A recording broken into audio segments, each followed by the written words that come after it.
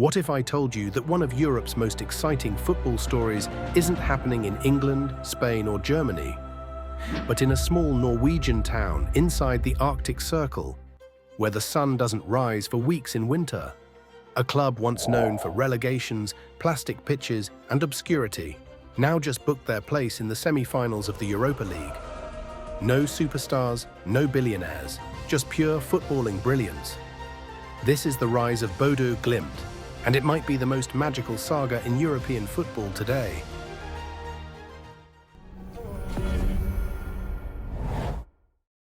For most of its life, Bodo Glimt was a club that lived in the margins, a flicker of yellow in the far north that barely registered in the grand picture of Norwegian football. They were the kind of team you only noticed when they shocked a giant in the cup. Promotion was often followed by relegation, a brief dance in the spotlight, then a quiet return to the shadows. Down in Bodø, football felt like a battle against nature itself. The icy wind, the long nights, the frozen turf that forced them onto artificial pitches out of sheer survival. Southern clubs like Rosenborg and Vålerenga had history, money, and prestige. Glimt had grit, but not much more, and by the 2010s, that grit was wearing thin. In 2016, Glimt went down again. But this time, something was different. It wasn't the end, it was the beginning. That's when Kjetil Knutsen came in, not with a suitcase of money or flashy signings, but with a plan. Knutsen believed that football should be fearless, aggressive, joyful. A game of ideas, not just results. He implemented a bold, attacking philosophy rooted in high pressing, fast transitions, and technical freedom. Think Klopp meets Guardiola. But on a shoestring budget and in the middle of a snowstorm. They invested in youth, in coaching, in data, and maybe most importantly, in culture. Bodo Glimt started to do things their own way. No big egos, no big contracts. Just players who fit the system and wanted to grow. And then, in 2020, the footballing world took notice. That year, Bodo Glimt didn't just win the Elite Syrian, they demolished it. 103 goals scored, 81 points. A style of play that was electric, unapologetic. They became the first team from north of the Arctic Circle to win the Norwegian title. Fans in Bodø weren't just celebrating wins, they were watching some of the most entertaining football in Europe. And the best part? Most of their players were homegrown or undervalued talents. That momentum carried into Europe.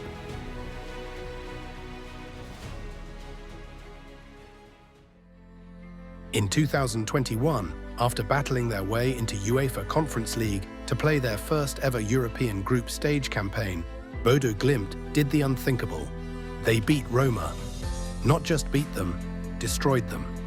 6-1 against Jose Mourinho. The football world was stunned. Who were these guys? Yellow kits, unfamiliar names, total dominance. That win wasn't a one-off. Glimt continued to perform on the European stage. While other small clubs folded under pressure, Glimt stayed brave. They lasted until the quarter-finals, where they once again met Roma. But this time, Bodø were defeated by an avenging Jose Mourinho who put them back in their place.